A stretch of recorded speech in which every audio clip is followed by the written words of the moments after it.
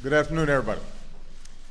Before I take your questions, I want to update the American people on the status of the BP oil spill, a catastrophe that is causing tremendous hardship in the Gulf Coast, damaging a precious ecosystem, and one that led to the death of 11 workers who lost their lives in the initial explosion. Yesterday, the federal government gave BP approval to move forward with a procedure known as a top kill to try to stop the leak. This involves plugging the well with densely packed mud to prevent any more oil from escaping. And given the complexity of this procedure and the depth of the leak, this procedure offers no guarantee of success. But we're exploring any reasonable strategies to try and save the Gulf from a spill that may otherwise last until the relief wells are finished. And that's a process that could take months. The American people should know that from the moment this disaster began, the federal government has been in charge of the response effort. As far as I'm concerned, BP is responsible for this horrific disaster, and we will hold them fully accountable on behalf of the United States, as well as the people and communities victimized by this tragedy. We will demand that they pay every dime they owe for the damage they've done and the painful losses that they've caused. And we will continue to take full advantage of the unique technology and expertise they have to help stop this leak. But make no mistake, BP is operating at our direction. Every key decision and action they take must be approved by us in advance. I've designated Admiral Thad Allen, who has nearly 4 decades of experience responding to such disasters, as the National Incident Commander. And if he orders BP to do something to respond to this disaster, they are legally bound to do it. So, for example, when they said they would drill 1 relief well to stem this leak, we demanded a backup and ordered them to drill 2, and they are in the process of drilling 2.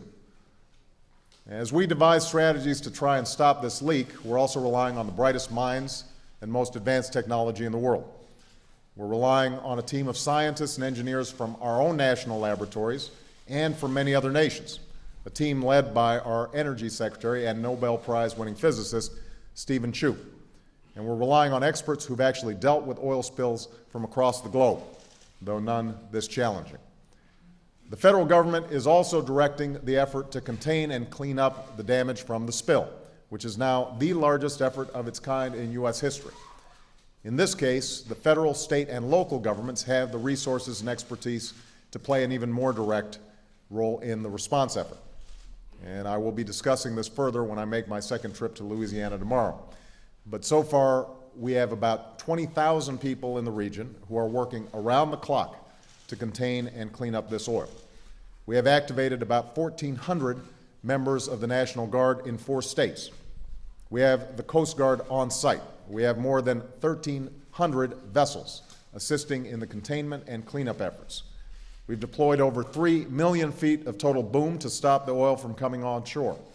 And today, more than 100,000 feet of boom is being surged to Louisiana parishes that are facing the greatest risk from the oil. So we'll continue to do whatever is necessary to protect and restore the Gulf Coast. For example, Admiral Allen just announced that we're moving forward with a section of Governor Jindal's Barrier Island proposal that could help stop oil from coming ashore.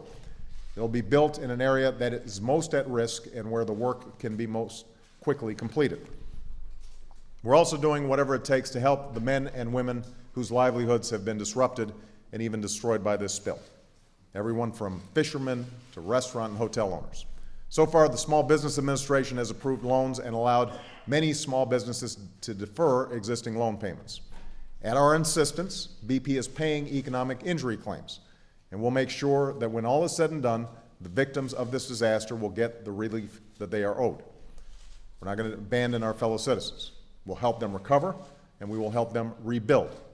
And in the meantime, I should also say that Americans can help by continuing to visit the communities and beaches of the Gulf Coast.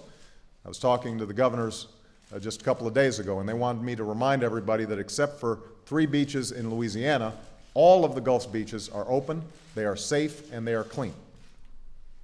Now, as we continue our response effort, we're also moving quickly on steps to ensure that a catastrophe like this never happens again.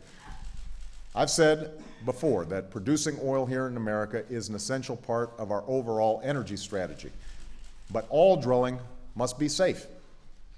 In recent months, I've spoken about the dangers of too much.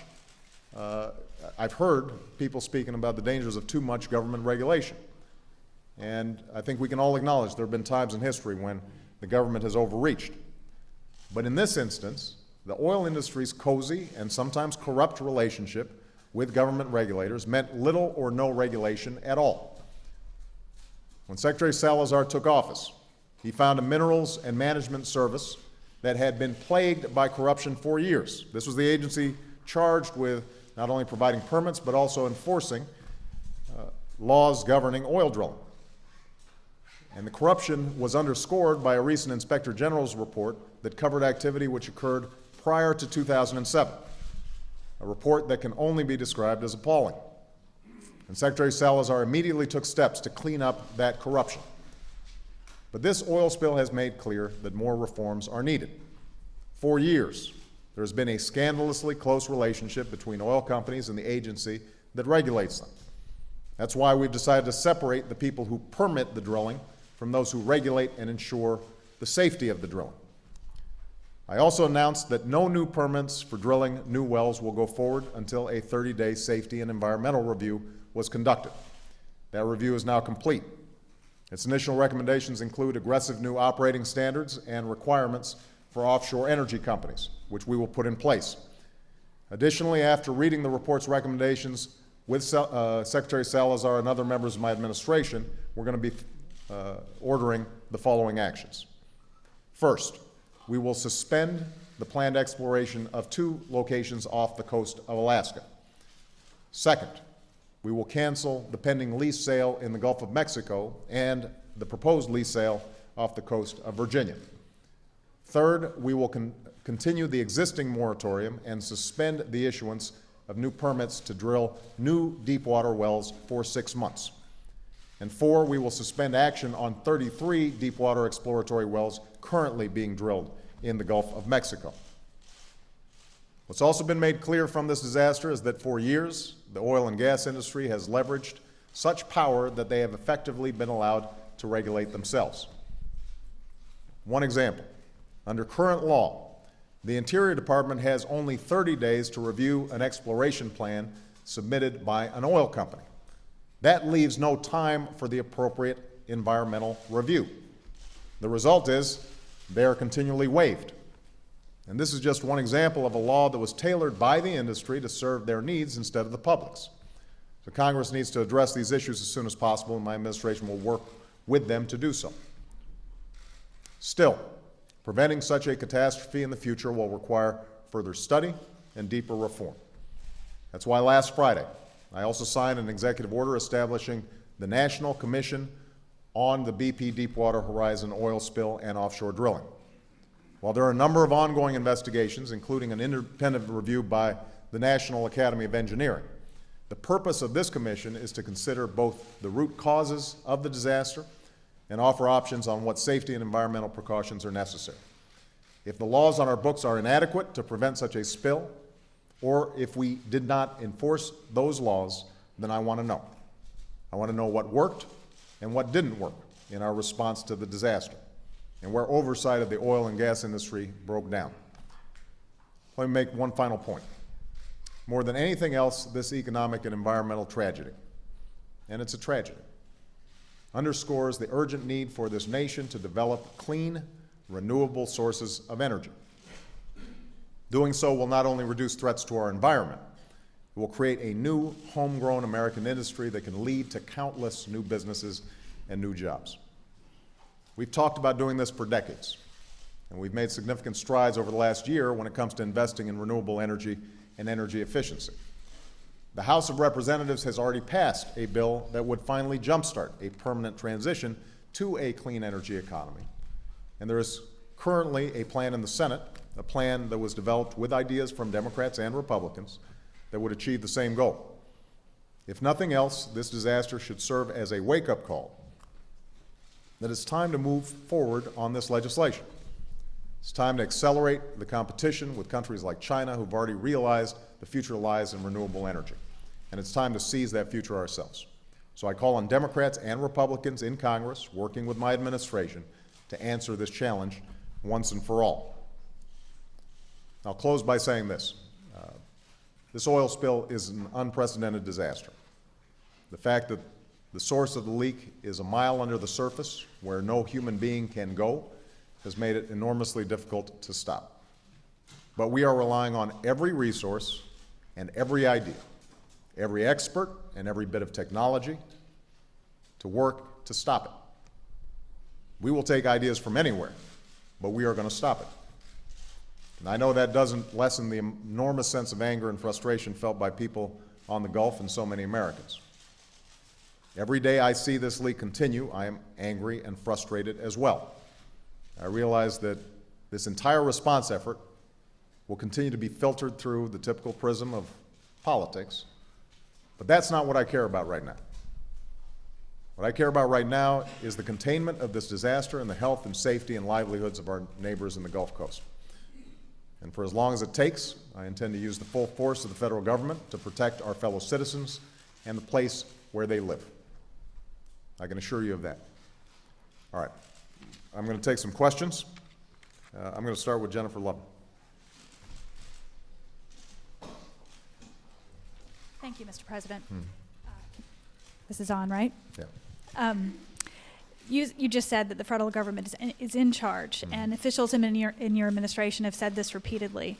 Yet, how do you explain that there were more than 5 weeks into this crisis, and that BP is not always doing as you're asking, for example, with the type of dispersant that's being used? And if I might add one more, to the many people in the Gulf who, as you said, are angry and frustrated and feel somewhat abandoned, what do you say about whether your personal involvement, your personal engagement has been as much as it should be, either privately or publicly?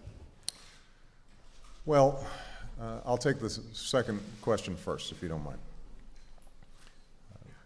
The day that the rig collapsed and fell to the bottom of the ocean, I had my team in the Oval Office that first day. Those who think that we were either slow on our response or lacked urgency don't know the facts. This has been our highest priority since this crisis occurred. Personally, I'm briefed every day, and have probably had more meetings on this issue than just about any issue since we did our Afghan review. And we understood from day one the potential enormity of this crisis and acted accordingly. So when it comes to the moment this crisis occurred, moving forward, this entire White House and this entire federal government has been singularly focused on how do we stop the leak and how do we prevent and mitigate the damage to our coastlines. The challenge we have is that we have not seen a leak like this before. And so people are going to be frustrated until it stops. And I understand that. And if you're living on the coasts and you see this sludge coming at you, you're going to be continually upset.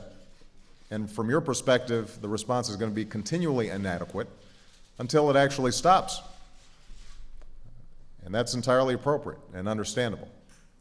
But from Thad Allen, our National Incident Coordinator, through the most junior member of the Coast Guard, or the under Secretary of NOAA, or any of the agencies under my charge, they understand this is the single most important thing that we have to get right. Now, with respect to the relationship between our government and BP, the United States government has always been in charge of making sure that the response is appropriate. BP, under the Oil Pollution Act of 1990, is considered the responsible party, which basically means they've got to pay for everything that's done to both stop the leak and mitigate the damage. They do so under our supervision, and any major decision that they make has to be done under the approval of Thad Allen, the National Incident Coordinator. So this notion that somehow the federal government is sitting on the sidelines and for the last 3 or 4 or 5 weeks we've just been letting BP make a whole bunch of decisions is simply not true. What is true is that when it comes to stopping the leak down below, the federal government does not possess superior technology to BP. This is something, by the way, going back to my involvement, 2 or 3 days after this happened, we had a meeting down in the Situation Room in which I specifically asked Bob Gates and Mike Mullen, what assets do we have that could potentially help that BP or other oil companies around the world do not have? We do not have superior technology when it comes to dealing with this particular crisis. Now, one of the legitimate questions that I think needs to be asked is, should the federal government have such capacity? And that's part of what the role of the commission is going to be, is to take a look and say, do we make sure that a consortium of oil companies pay for specific technology to deal with this kind of incident when it happens? Should that response team that's effective be under the direct charge of the United States government or a private entity? But for now, BP has the best technology, along with the other oil companies, when it comes to actually capping the well down there. Now, when it comes to what's happening on the surface, we've been much more involved in the in situ burns, in the skimming. Those have been happening more or less under our direction, and we feel comfortable about many of the steps that have been taken. There have been areas where there have been disagreements. I'll give you 2 examples. Initially on this top kill, there were questions in terms of how effective it could be, but also what were the risks involved, because we're operating at such a pressurized level, a mile underwater, and at such frigid temperatures that the reactions of various compounds and various approaches had to be calibrated very carefully. That's when I sent Stephen Chu down, the Secretary of Energy, and he brought together a team, basically a brain trust, of some of the smartest folks we have at the national labs and in academia, to essentially serve as a oversight board with BP engineers and scientists in making calculations about how much mud could you pour down, how fast, without risking potentially the whole thing blowing. So in that situation, you've got the federal government directly overseeing what BP is doing, and Thad Allen is giving authorization when finally we feel comfortable that the risks of attempting a top kill, for example, are sufficiently reduced that it needs to be tried. I already mentioned a second example, which is they wanted to drill 1 relief well. The experience has been that when you drill 1 relief well, potentially you keep on missing the mark. And so it's important to have 2 to maximize the speed and effectiveness of a relief well. And right now, Thad Allen's down there because I think it's his view that some of the allocation of boom or other efforts to protect shorelines hasn't been as nimble as it needs to be. And he said so publicly. And so he will be making sure that, in fact, the resources to protect the shorelines are there immediately. But here's the broad point. There has never been a point during this crisis in which this administration, up and down the line, in all these agencies, hasn't, number 1, understood this was my top priority, getting this stopped and then mitigating the damage, and number 2, understanding that if BP wasn't doing what our best options were, we were fully empowered to instruct them to tell them to do something different. And so if you take a look at what's transpired over the last 4 to 5 weeks, there may be areas where there have been disagreements, for example, on dispersants, and these are complicated issues. But overall, the decisions that have been made have been reflective of the best science that we've got, the best expert opinion that we have, and have been weighing various risks and various options to allocate our resources in such a way that we can get this fixed as quickly as possible. Okay? Jake Tapper.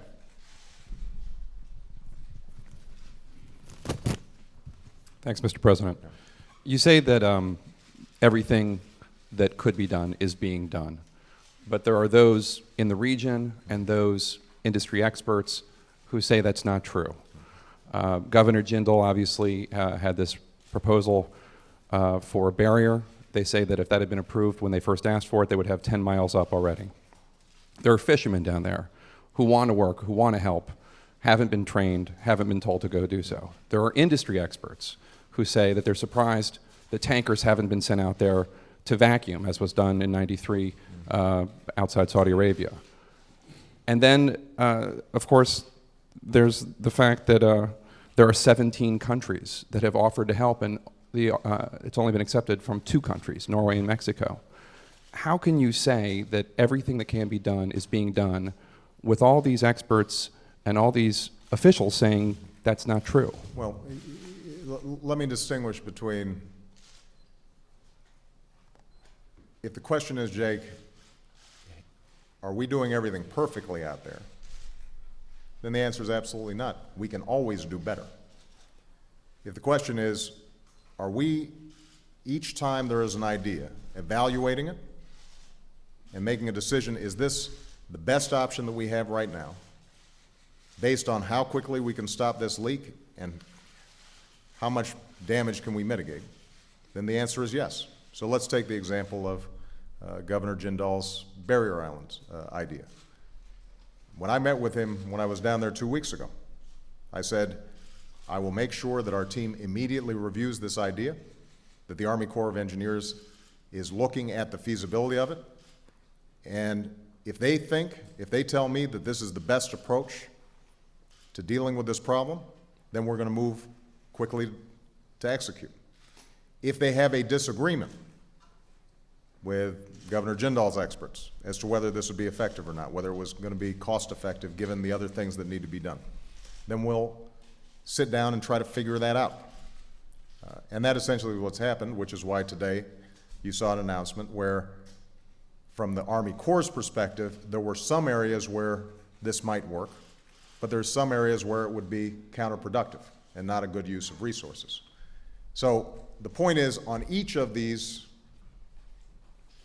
points that you just mentioned, the job of our response team is to say, okay, if 17 countries have offered equipment and help, let's evaluate what they've offered. How fast can it get here? Is it actually going to be redundant, or will it actually add to the overall effort? Because in some cases, more may not actually be better.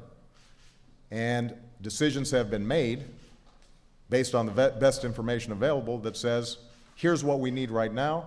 It may be that a week from now, or 2 weeks from now, or a month from now, the offers from some of those countries might be more effectively utilized. Now, it's going to be entirely possible in an operation this large that mistakes are made, judgments prove to be wrong, that people say in retrospect, you know, if we could have done that or we did that, this might have turned out differently, although in a lot of cases it may be speculation. But the point that I was addressing from Jennifer was,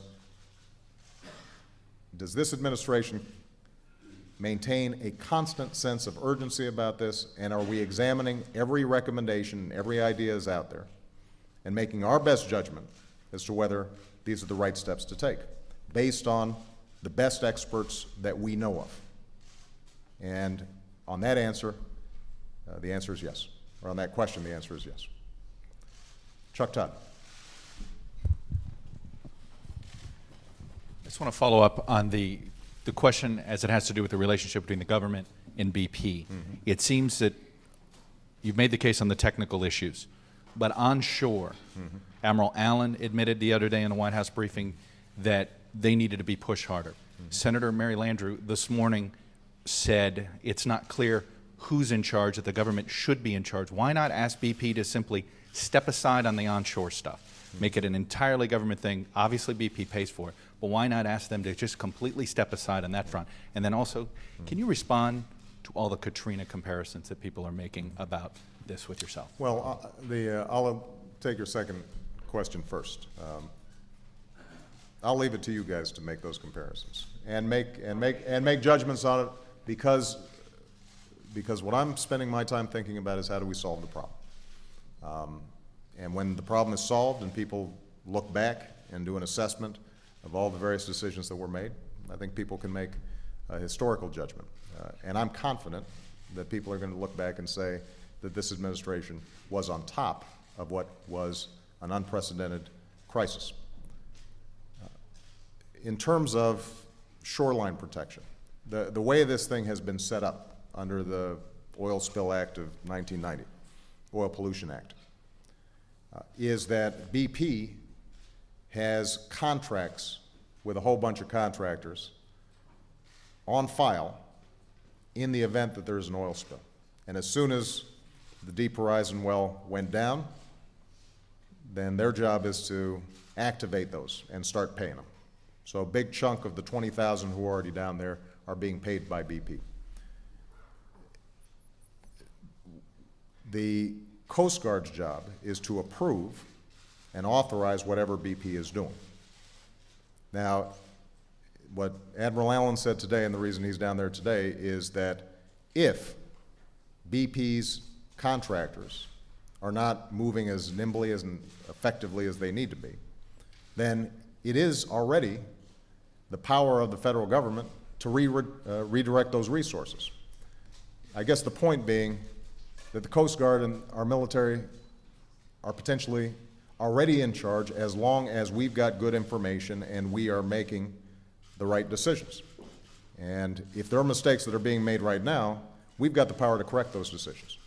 We don't have to necessarily reconfigure the setup down there. What we do have to make sure of is that on each and every one of the decisions that are being made about what beaches to protect, what's going to happen with these marshes, if we build a barrier island, how's this going to have an impact on the ecology of this, the area over the long term. In each of those decisions, we've got to get it right. You understand the credibility of BP seems to be so bad opposed on down the shore that there's almost no Right. trust that they're getting. I understand, but, and part of the purpose of this press conference is to explain to the folks down in the Gulf that ultimately it is our folks down there who are responsible. If they're not satisfied with something that's happening, then they need to let us know, and we will immediately question BP and ask them, why isn't X, Y, Z happening? And those skimmers, those boats, that boom, the people who are out there collecting some of the oil that's already hit shore, they can be moved and redirected at any point. And so understandably, people are frustrated because, look, this is a big mess coming to shore.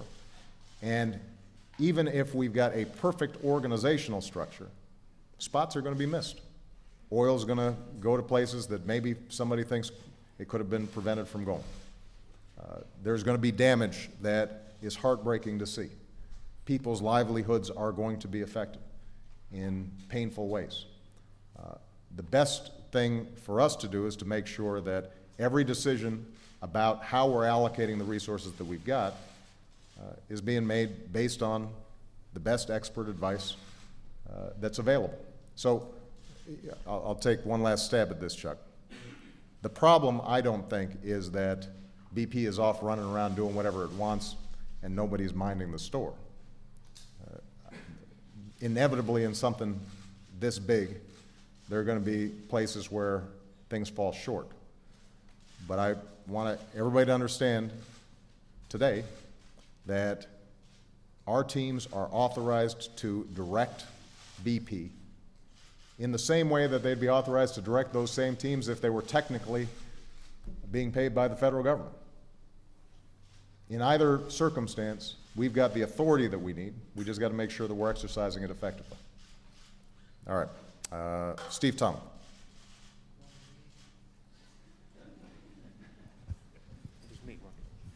Thank you, sir. On April 21st, Admiral Allen tells us the government started dispatching equipment rapidly to the Gulf. And you just said on day one you recognized the enormity of the situation. Yet here we are 39, 40 days later. You're still having to rush more equipment, more boom. There are still areas of the coast unprotected. Why is it taking so long? And did you really act from day one for a worst-case scenario? We did. Part of the problem you've got is, let's take the example of boom. The way the plans have been developed, and I'm not an expert on this, but this is as it's been explained to me. Pre-deploying boom would have been the right thing to do, making sure that there's boom right there in the region at various spots where you could anticipate if there was a spill of this size, the boom would be right there ready to grab. Unfortunately, that wasn't always the case. And so, this goes back to something that Jake asked earlier. When it comes to the response since the crisis happened, I am very confident that the federal government has acted consistently with a sense of urgency. When it comes to prior to this accident happening, I think there was a lack of anticipating what the worst case scenarios would be. And that's a problem. And as part of that problem was lodged in MMS and the way that that agency was structured. That was the agency in charge of providing permitting and making decisions in terms of where drilling could take place, but also in charge of enforcing the safety provisions. And as I indicated before, the IG report, the Inspector General's report that came out, was scathing in terms of the problems there. And when Ken Salazar came in, he cleaned a lot of that up, but more needed to be done, and more needs to be done, which is part of the reason why he separated out the permitting function from the functions that involve enforcing the various safety regulations. But I think on a whole bunch of fronts, you had a complacency when it came to what happens in the worst case scenario. I'll give you another example, because this is something that some of you have written about. The question of how is it that oil companies kept on getting environmental waivers in getting their permits approved. Well, it turns out that the way the process works, first of all, there is a thorough environmental review as to whether a certain portion of the Gulf should be leased or not. So that's a thoroughgoing environmental evaluation. Then the overall lease is broken up into segments for individual leases, and again, there's an environmental review that's done. But when it comes to a specific company with its exploration plan in that one particular area, they're going to drill right here in this spot. Congress mandated that only 30 days could be allocated before a yes or no answer was given. That was by law. So MMS's hands were tied. And as a consequence, what became the habit, predating my administration, was you just automatically gave the environmental waiver, because you couldn't complete an environmental study in 30 days. So what you've got is a whole bunch of aspects to how oversight was exercised in deepwater drilling that were very problematic. And that's why it's so important that this commission moves forward and examines from soup to nuts, why did this happen? How should this proceed in a safe, effective manner? What's required when it comes to worst case scenarios to prevent something like this from happening? I continue to believe that oil production is important, domestic oil production is important, but I also believe we can't do this stuff if we don't have confidence that we can prevent crises like this from happening again.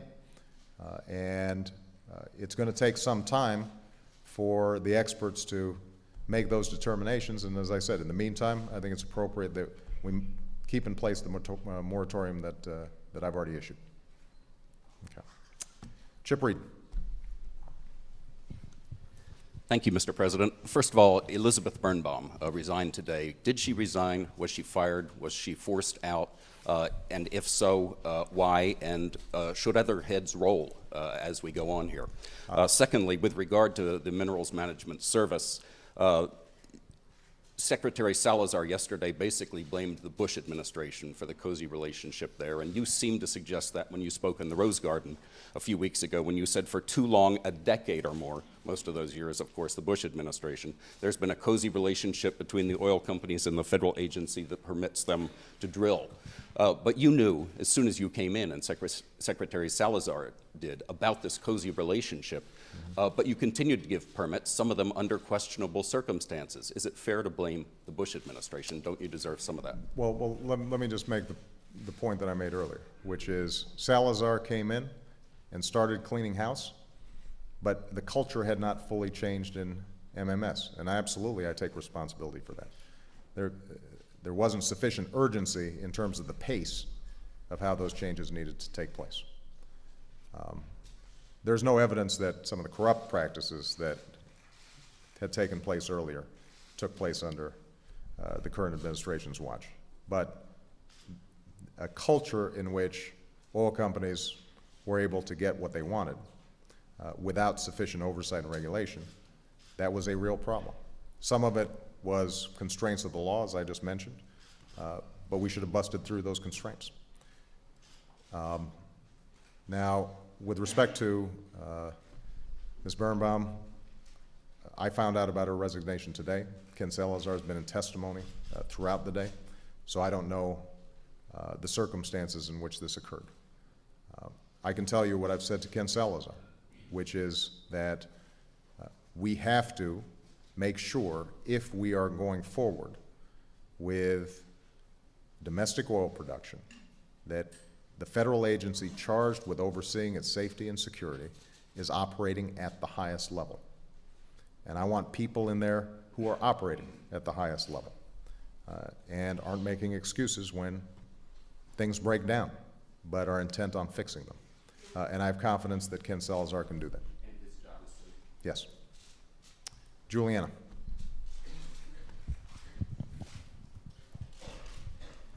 Thank you, Mr. President. We're learning today that the oil has been gushing as much as 5 times the initial estimates. What does that tell you and the American people about the extent to which BP can be trusted on any of the information that it's providing, whether the events leading up to the spill, any of their information? Right. Well, BP's interests are aligned with the public interest to the extent that they want to get this well capped. It's bad for their business.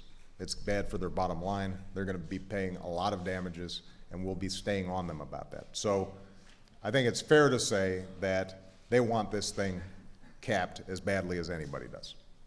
And they want to minimize the damage as much as they can. I think it is a legitimate concern to question whether BP's interests in being fully forthcoming about the extent of the damage is aligned with the public interest. Right? I mean, their interest may be to minimize the damage, and to the extent that they have better information than anybody else, to not be fully forthcoming. So my attitude is we have to verify whatever it is they say about the damage. This is an area, by the way, where I do think our efforts fell short. And I'm not contradicting my prior point that people were working as hard as they could and doing the best that they could on this front.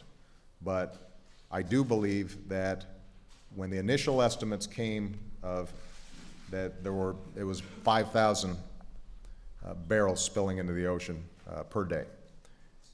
That was based on satellite imagery and satellite data that would give a rough calculation. At that point, BP already had a camera down there, but wasn't fully forthcoming in terms of what did those pictures look like, and when you set it up in time-lapse photography, experts could then make a more accurate determination. The administration pushed them to release it, but they should have pushed them sooner. I mean, I think that it took too long for us to stand up our flow tracking group that has now made these more accurate ranges of calculation. Now, keep in mind that that didn't change what our response was. As I said from the start, we understood that this could be really bad. We were hoping for the best, but preparing for the worst. And so there aren't steps that we would have taken in terms of trying to cap the well, or skimming the surface, or the in situ burns, or preparing to make sure when this stuff hit shore that we could minimize the damage. All those steps would have been the same even if we had information that this flow was coming out faster. And eventually, we would have gotten better information, because by law, the federal government, if it's going to be charging BP for the damage that it causes, is going to have to do the best possible assessment. But there was a lag of several weeks that I think shouldn't have happened. Okay. Helen Thomas. President, when are you going to get out of Afghanistan? Why are you continuing to kill and die there? What is the real excuse? And don't give us this Bushism, if we don't go there, they'll all come here. Well, Helen, the reason we originally went to Afghanistan was because that was the base from which attacks were launched that killed 3,000 people. And I'm going to get to your question, I promise. But I just want to remind people, we went there because the Taliban was harboring al-Qaeda, which had launched an attack that killed 3,000 Americans. Al-Qaeda escaped capture, and they set up in the border regions between Pakistan and Afghanistan. Al-Qaeda has affiliates that not only provide them safe harbor, but increasingly are willing to conduct their own terrorist operations. Initially in Afghanistan and in Pakistan, but increasingly directed against Western targets and targets of our allies as well. So it is absolutely critical that we dismantle that network of extremists that are willing to attack us. And they are currently, well, they absolutely are a threat to us. They're a significant threat to us. I wouldn't be deploying young men and women into harm's way if I didn't think that they were an absolute threat to us. Now, General McChrystal's strategy, which I think is the right one, is that we are going to clear out Taliban strongholds.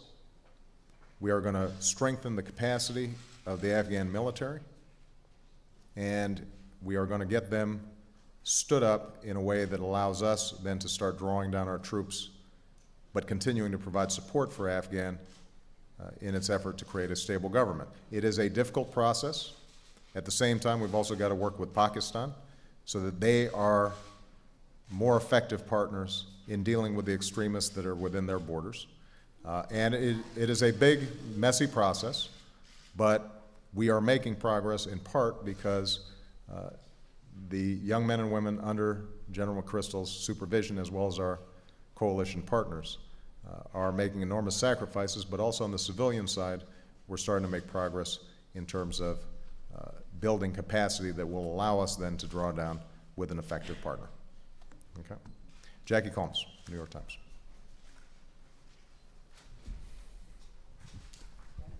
Thank you, Mr. President. Is this on? Okay. I want to follow up on something exchange you had with Chip. Leaving aside the existing permits for drilling in the Gulf, weeks before BP, you had called for expanded drilling. Do you now regret that decision? And why did you do so, knowing what you have described today about the sort of dysfunction in the MMS?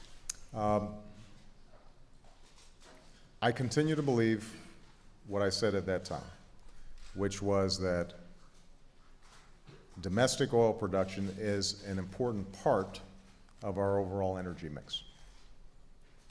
It has to be part of an overall energy strategy.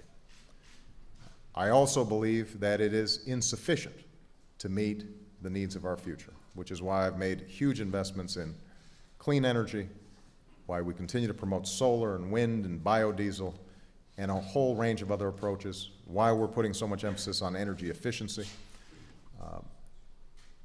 But we're not going to be able to transition to these clean energy strategies right away. I mean, we're still years off and some technological breakthroughs away from being able to operate on purely a clean energy grid. During that time, we're going to be using oil. And to the extent that we're using oil, it makes sense for us to develop our oil and natural gas resources here in the United States and not simply rely on imports. That's important for our economy. That's important for economic growth. So the overall framework, which is to say domestic oil production should be part of our overall energy mix, I think continues to be the right one. Where I was wrong was in my belief that the oil companies had their act together when it came to worst-case scenarios. Now, that wasn't based on just my blind acceptance of their statements. The oil drilling has been going on in the Gulf, including Deepwater, for quite some time. And the record of accidents like this, we hadn't seen before. But it just takes one for us to have a wake-up call and recognize that claims that fail-safe procedures were in place or that blowout preventers would function properly or that valves would switch on and shut things off, that whether it's because of human error, because of the technology was faulty, because when you're operating at these depths you can't anticipate exactly what happens, those assumptions proved to be incorrect. And so I'm absolutely convinced that we have to do a thoroughgoing scrub of those safety procedures and those safety records. And we have to have confidence that even if it's just a 1 in a million shot, that we've got enough technology, know-how, that we can shut something like this down not in a month, not in 6 weeks, but in 2 or 3 or 4 days. And I don't have that confidence right now. If I can follow up. Sure. Are you sorry now, do you regret that your team had not done the reforms at the Minerals Management Service that you've subsequently called for? And I'm also curious as how it is that you didn't know about Ms. Birnbaum's resignation/firing before. Well, you're assuming it was a firing. If it was a resignation, then she would have submitted a letter to Mr. Salazar this morning at a time when I had a whole bunch of other stuff going on. You ruled out that she was fired. Come on, Jackie, I don't know. I'm telling you, I found out about it this morning. So I don't yet know the circumstances, and Ken Salazar's been in testimony on the Hill. With respect to your first question, at MMS, Ken Salazar was in the process of making these reforms. But the point that I'm making is that obviously they weren't happening fast enough. If they had been happening fast enough, this might have been caught. Now, it's possible that it might not have been caught. All right? I mean, we could have gone through a whole new process for environmental review. You could have had a bunch of technical folks take a look at BP's plans, and they might have said, this meets industry standards. We haven't had an accident like this in 15 years, and we should go ahead. That's what this commission has to discover is, was this a systemic breakdown? Is this something that could happen once in a million times? Is it something that could happen once in 1,000 times or once every 5,000 times?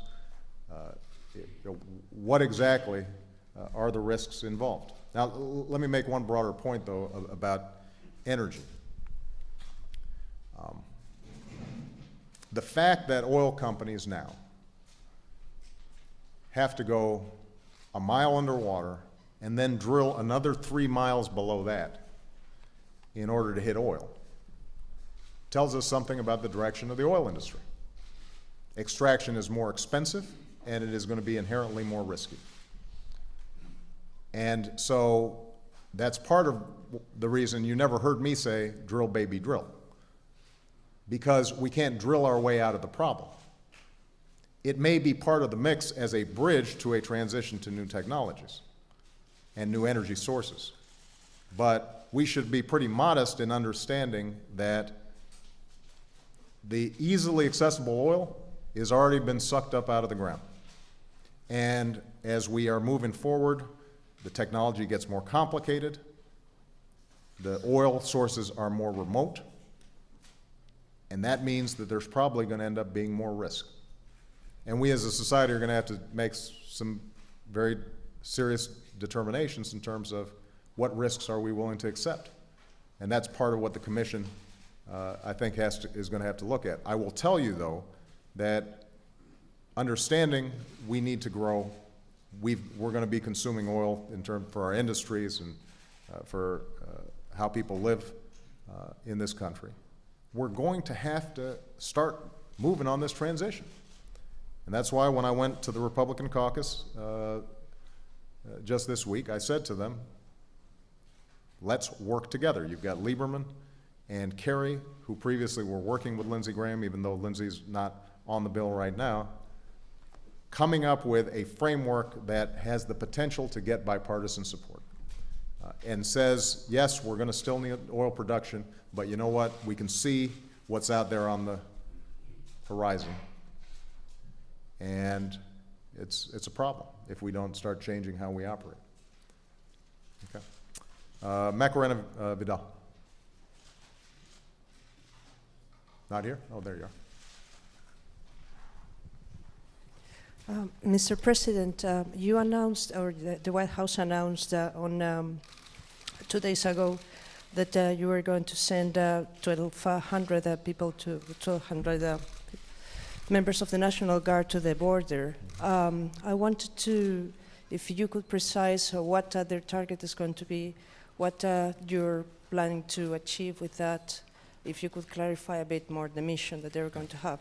And also on Arizona, after you having criticized so much the immigration law that has been approved there, would you support the boycott that some organizations are calling towards that state? Okay. I've indicated that I don't approve of the Arizona law. I think it's the wrong approach.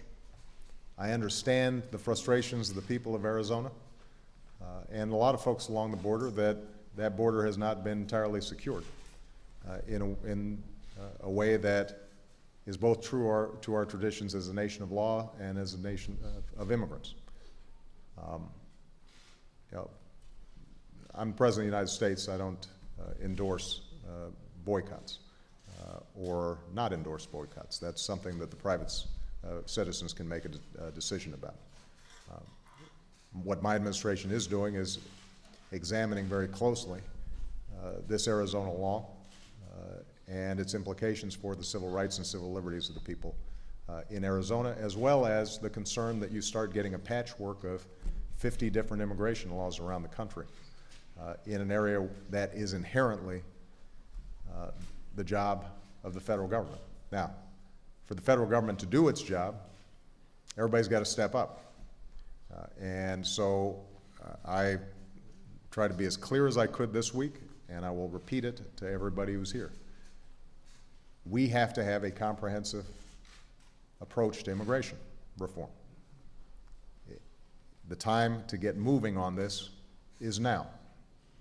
And I am prepared to work with both parties and members of Congress to get a bill that does a good job securing our borders, holds employers accountable, makes sure that those who have come here illegally have to pay a fine, pay back taxes, learn English, and get right by the law. We have the opportunity to do that. We've gotten a vote of a supermajority in the Senate just 4 years ago. There's no reason why we shouldn't be able to recreate that bipartisan spirit to get this problem solved. Now, with respect to the National Guardsmen and women, I have authorized up to 1,200 National Guard persons in a plan that was actually shaped last year. So this is not simply in response to the Arizona law. And what we find is that National Guards persons can help on intelligence, dealing with both drug and human trafficking along the borders.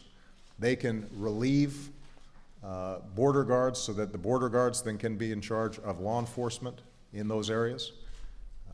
So there are a lot of functions that they can carry out that helps leverage and increase the resources available in this area. By the way, we didn't just send National Guard, we've also got a package of $500 million in additional resources because, for example, if we are doing a better job dealing with trafficking along the border, we've also got to make sure that we've got prosecutors down there who can prosecute those cases. But the key point I want to emphasize to you is that I don't see these issues in isolation. We're not going to solve the problem just solely as a consequence of sending National Guard troops down there. We're going to solve this problem because we have created an orderly, fair, humane immigration framework in which people are able to immigrate to this country in a legal fashion. Employers are held accountable for hiring legally present workers.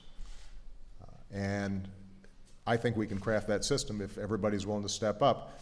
And I told the Republican caucus when I met with them this week, I don't even need you to meet me halfway, meet me a quarter of the way. I'll bring in the majority of Democrats to a smart, sensible, comprehensive immigration reform bill. But I'm going to have some help given the rules of the Senate where a simple majority is not enough. Okay. Last question, Major. Thank you, Mr. President. Good afternoon. Good afternoon. 2 issues. Some in your government have said the federal government's boot is on the neck of BP. Are you comfortable with that imagery, sir? Is your boot on the neck of BP? And can you understand, sir, why some in the Gulf who feel besieged by this oil spill consider that a meaningless, possibly ludicrous metaphor? Secondarily, can you tell the American public, sir, what your White House did or did not offer Congressman Sestak to not enter the Democratic senatorial primary? And how will you meet your levels of expressed transparency and ethics to convey that answer to satisfy what appear to be bipartisan calls for greater disclosure about that matter? Thank you. There will be an official response shortly on the Sestak issue, which I hope will answer your questions. You will get it from my administration. So, and it will be coming out, when I say shortly, I mean shortly. I don't mean weeks or months. With respect to the first, I can assure the public that nothing improper took place.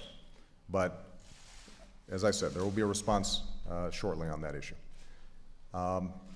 With respect to the metaphor that was used, I think Ken Salazar would probably be the first one to admit that he has been frustrated, angry, and occasionally emotional about this issue, like a lot of people have. There are a lot of folks out there who see what's happening and are angry at BP, are frustrated that it hasn't stopped. And so, I'll let Ken answer for himself. I would say that we don't need to use language like that. What we need is actions that make sure that BP is being held accountable. And that's what I intend to do, and I think that's what Ken Salazar intends to do. But look, we've gone through a difficult year and a half. This is just one more bit of difficulty. And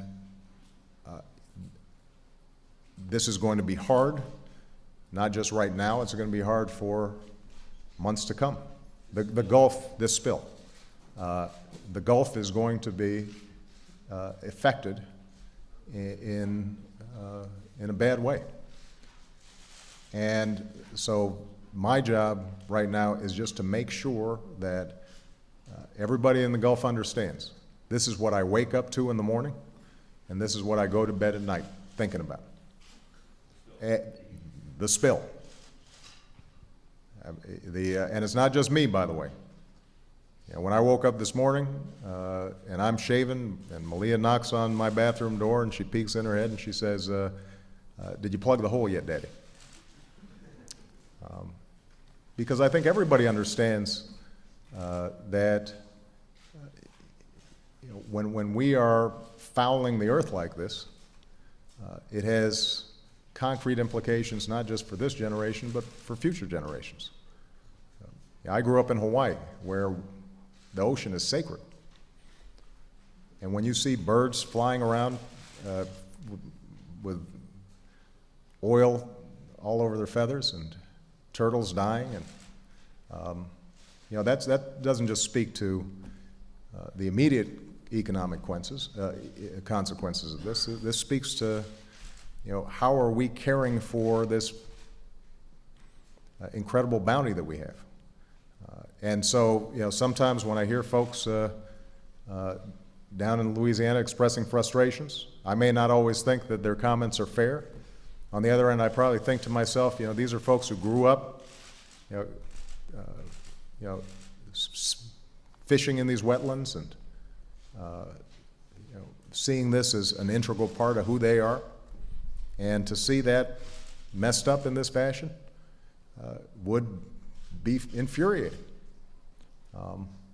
So the thing that the American people need to understand is that not a day goes by where the federal government is not constantly thinking about how do we make sure that we minimize the damage on this, we close this thing down, we review what happened to make sure that it does not happen again.